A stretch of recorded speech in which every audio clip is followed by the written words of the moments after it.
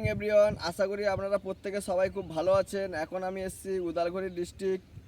আমি রেনিপুকুর বলে একটা জায়গাতে আছি।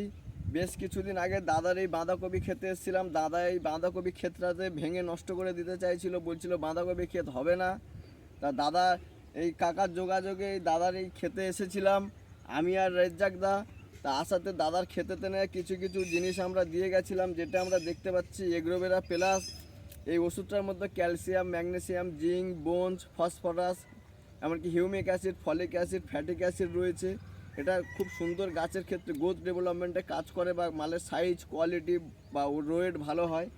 তার সাথে দাদাকে আরেকটা ওষুধ দিয়েছিলাম, যেটা হলো এগ্রোলাইজার 82। এটা গাছের শিকড় থেকে শুরু করে ফল ফুল পাতা পর্যন্ত কাজ করে। এর মধ্যে অ্যাক্টিজাইম, আটা রয়েছে, সিলিকন রয়েছে, আরও বিভিন্ন রকম কেমিক্যাল আছে, যেটা গাছের গ্রোথ করতে বা গাছের গেট আপ বা গাছের সব দিক দিয়ে ভালো কাজ করে।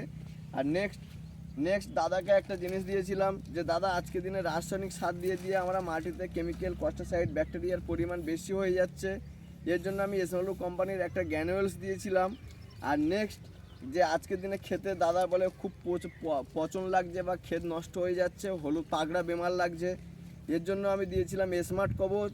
এই স্মার্ট কবচগুলো ইউজ করাতে দাদার ক্ষেতের মধ্যে কী পরিবর্তন এসছে এটা আমি বলবো না, এটা আমি দাদার থেকে জিজ্ঞাসা করব। দাদা এই ওষুধগুলো স্পিকার করাতে আপনার গাছের মধ্যে কেমন কোয়ালিটি ডেভেলপ করেছে? বহুত ভালো হয়েছে। ভালো হয়েছে, খুব ভালো। তা দাদা এই ওষুধগুলো আপনি বাইরের মার্কেটের চেয়ে কম টাকায় পেয়েছেন না বেশি টাকায় পেয়েছেন? কম। আপনি এই ওষুধগুলো বাইরের কেমিক্যালের চেয়ে কম দামে পেয়েছেন? কম দামে পেয়েছে, দাদা বলছে কম দামে পেয়েছে, খুব ভালো। তা দাদা আজকের দিনে প্রচুর গৃহস্থ আছে আপনার মতন ক্ষেত করছে, কিন্তু ভালো ক্ষেত ডেভেলপ করতে পারছেন না। আপনি চাষি ভাইদেরকে কি বলবেন? এই ওষুধগুলো কি ইউজ করতে বলবেন? এইগুলো ইউজ করব, ইউজ করলে খেতে ভালো হবে।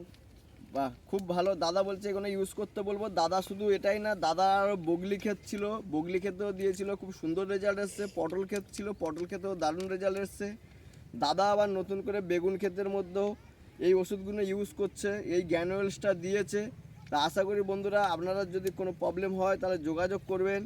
আর কবির সাইজ কেমন হয়েছে, যে ক্ষেতটাতে বলেছিল ভেঙে দেবে, নষ্ট হয়ে যাবে, এটাতে প্রোডাকশান হবে না ভালো।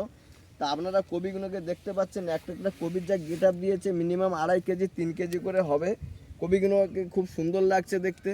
ওকে বন্ধুরা, এখানে আমি ভিডিওটা শেষ করলাম। যদি কোনো অসুবিধা হয় আপনারা যোগাযোগ করতে পারেন।